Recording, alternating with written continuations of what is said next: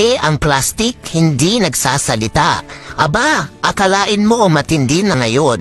Bukod sa nakakausap mo na, kaibigan mo pa.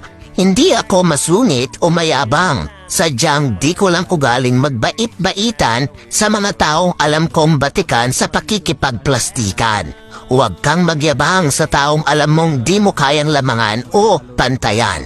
Tandaan mo, hayaan mo yung mga taong pinag-uusapan ka behind your back. Kasi yan ang mga taong plastic na may kim-kim na galit sa kanilang dibdib. At mahirap gamutin ang sakit nilang insecure at inggit. Istro ka ba? Kasi sip-sip ka na, plastic ka pa. Tinamaan ka na naman ba? Hilig mo kasing sumalo. Mas okay na yung mukha kang mahirap, pero maraming ipon, kesa naman sa mukha kang mayaman. Baon ka naman sa utang. Mahirap magsalita ng patapos kahit madami kang pera. Huwag mong sabihin wala ka ng kailangan sa ibang tao. Balang araw, kakailanganin mo pa din ang tulog nila. Hindi lahat ng bagay nagagawa ng pera. O sinisingay ka sa utang mo, bayaran mo.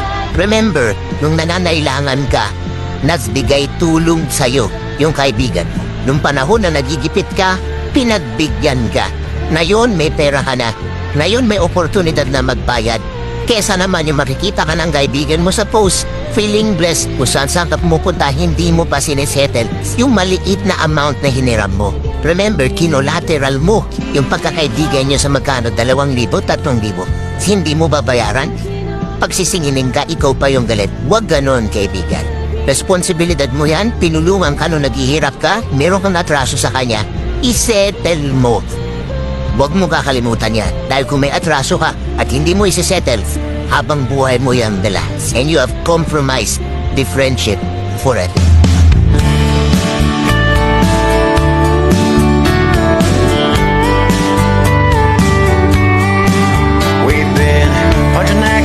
Masarap alagaan at mahalin ang taong mahal ka.